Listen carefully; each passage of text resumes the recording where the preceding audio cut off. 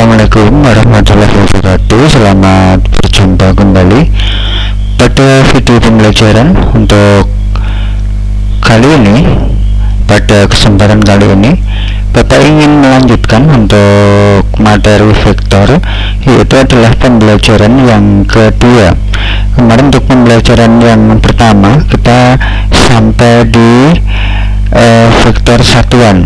Itu merupakan rangkaian dari pembelajaran vektor yang pertama. Kemudian pembelajaran vektor yang kedua di sini nanti isinya berupa operasi dari vektor. Operasi di bidang matematika itu ada perkalian, ada penjumlahan, kemudian ada pengurangan. Itu di sini untuk yang pembelajaran yang kedua,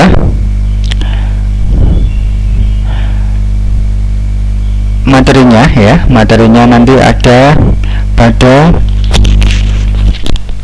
operasi vektor pada bidang dimensi 2. Ini nanti yang kita bahas ya, operasi vektor pada bidang dimensi 2. Tujuan dari pembelajaran ini yang pertama ya, setelah kegiatan pembelajaran 1 ini diharapkan kalian dapat ini pembelajaran yang kedua, kalian dapat menentukan hasil kali suatu vektor dengan skalar. Kemudian yang kedua tujuannya menentukan hasil jumlah vektor. Kemudian yang ketiga menentukan selisih dua vektor. Itu untuk pembelajaran yang kedua. Nanti ada 3 materi. Yang pertama perkalian vektor dengan skalar, kemudian yang kedua penjumlahan vektor, dan yang ketiga selisih dua vektor. Materinya yang pertama ini menentukan hasil kali suatu vektor dengan skalar. Pada kegiatan pembelajaran 1 ya, Bapak sudah mengenalkan besaran vektor. Ini Bapak sudah mengenalkan besaran vektor. Besaran vektor itu kalau kita artikan adalah besaran yang memiliki besar atau panjang dan arahnya ya. Ini besaran vektor itu adalah besaran yang memiliki besar atau panjang dan arah. Selain itu ada besaran lain yang hanya memiliki besar saja, misalnya jarak, waktu, massa, dan sebagainya. Besaran yang hanya memiliki besar saja itu kita sebut sebagai besaran skalar, berarti dalam bentuk bilangan ya. Tapi kalau besaran vektor itu dalam bentuk metrik kolom atau metrik baris. Itu untuk yang besaran vektor. Adapun bilangan yang kita gunakan untuk mengukur besaran skalar itu disebut sebagai skalar.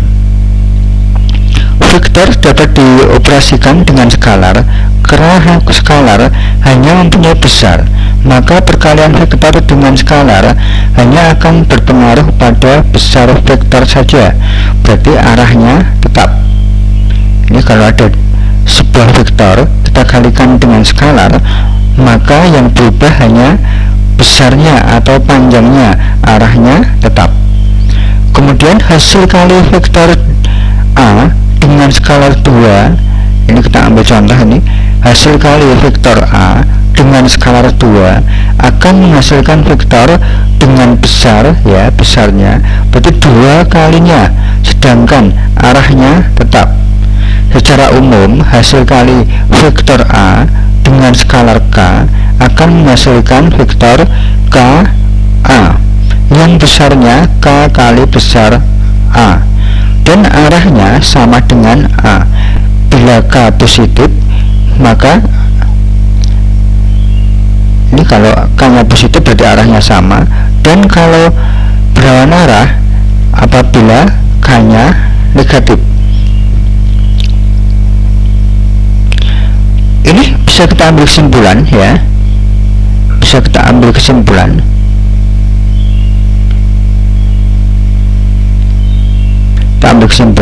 vektor B ya sejajar dengan vektor U. Kita tuliskan, kita simbolkan seperti ini. Jika V itu bisa kita sederhanakan, K kali vektor B sama dengan K kali vektor U dengan skalar, K-nya anggota bilangan real.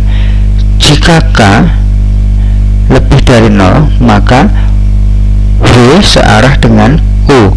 Jika K kurang dari 0, maka V berlawanan arah dengan vektor U.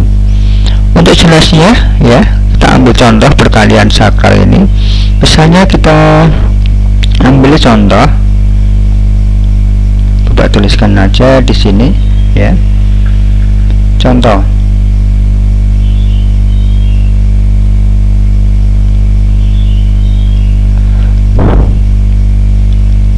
tentukan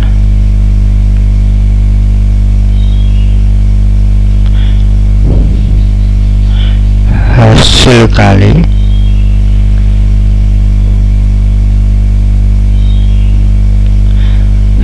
saklar saya 2 dengan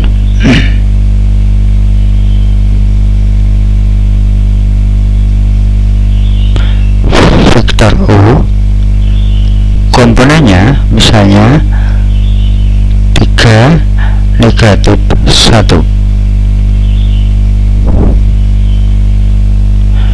Bisa kita selesaikan. Ini berarti 2 kali ya vektor U nya berarti 3 negatif 1, berarti sama dengan ya, berarti sama dengan 2 kali 3 2 kali negatif 1, berarti hasilnya sama dengan 6 negatif 2. Itu untuk contoh dari perkalian saklar dengan vektor. Itu bisa kita gambar ya, bisa kita gambar misalnya pada bidang kartesius, pada kertas berpetak juga bisa ya. Ini Bapak berarti harus menggambar. Udah gini aja, ini untuk yang perkalian untuk vektor. Itu perkalian saklar dengan vektor. Silahkan bisa dilihat, bisa diamati, bisa diperhatikan untuk video pembelajaran ini.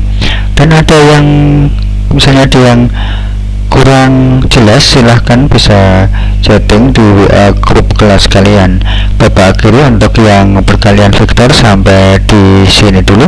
Assalamualaikum warahmatullahi wabarakatuh.